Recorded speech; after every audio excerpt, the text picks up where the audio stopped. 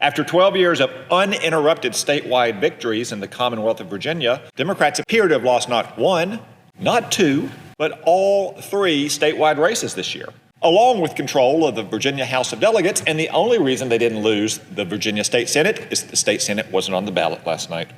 I would remind you that Virginia is not a swing state, as you may have heard this morning, to excuse the Democrats' terrible performance. Joe Biden won Virginia by 10 points. It's been 12 years since Virginia voted for a Republican. Now, I've also heard some Democrats try to explain away the loss in Virginia by saying Terry McAuliffe was a bad candidate. Now, I certainly have no brief for Terry McAuliffe, but I would say that Terry McAuliffe was such a bad candidate that he also is causing the Democratic governor in New Jersey to lose. Joe Biden won that state by 16 points. And oh, by the way, the Democratic State Senate president, one of the key power brokers in New Jersey, appears to be on his path to losing to a Republican truck driver who spent a grand total of $153 on his campaign. But someone who said, I'm a dad and I'm a grandfather, and I think that we're taxed too much and that we need better representation. If anyone had told Governor Phil Murphy and the Democrats yesterday that this would be a close race, he would have been laughed out of the room. Yet outrage against Democratic policies is rampant, even in deep blue New Jersey.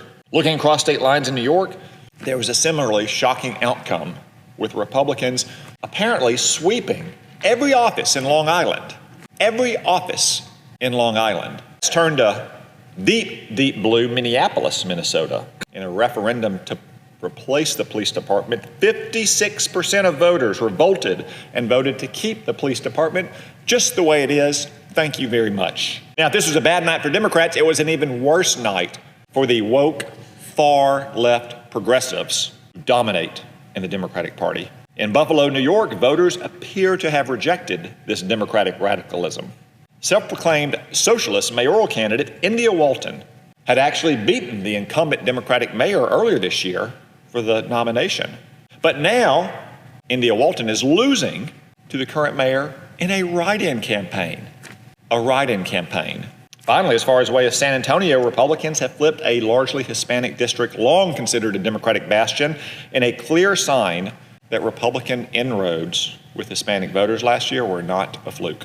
Not one, but two plurality black Virginia State House districts flipped to the GOP. Virginia voters just elected the state's first black female lieutenant governor. According to exit polls, the top issues on voters' minds were the economy and education. Both spelled disaster for the Democrats. For months, Americans have watched with alarm as Democrats have shoveled trillions of dollars into liberal priorities, while inflation has surged upwards. They've suffered skyrocketing costs at the grocery store and the gas pump. First, the Democrats said this is merely transitory inflation. Then they laughed it off as a joke. And they said, sorry, you'll have to lower your expectations. It may take you a while to get your treadmill. And then they demanded trillions of dollars more in their so-called Build Back Better initiative, which should perhaps be called Build Back Broke if you're a working family. So when Glenn Youngkin offered to eliminate Virginia's onerous grocery tax and cut the regressive gas tax, normal Virginians listened, and they voted. American parents have also been ignored and mistreated by the schools that are supposed to be teaching their kids. Remote learning was a disaster for America's children.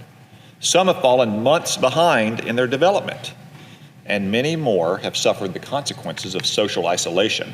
The Democrats tried a different tactic, silencing parents. Terry McAuliffe boldly claimed that parents shouldn't tell schools what they should teach their kids. So it's no wonder that parents voted for Republicans in Virginia and across the country when the alternative was nothing but contempt and spite for parents raising their children as they see fit. So yes, the American people are disappointed, dissatisfied, and frankly disgusted with the modern Democratic Party, which sneeringly claims that it knows best always and about everything.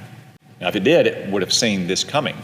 So I would simply caution my Democratic colleagues, especially 4 future former one-term senators, if they don't change their ways, if they proceed with this reckless tax and spending bill, which includes over $1 trillion in wasteful spending, and that is littered with woke projects and leftist schemes, next year will be even worse.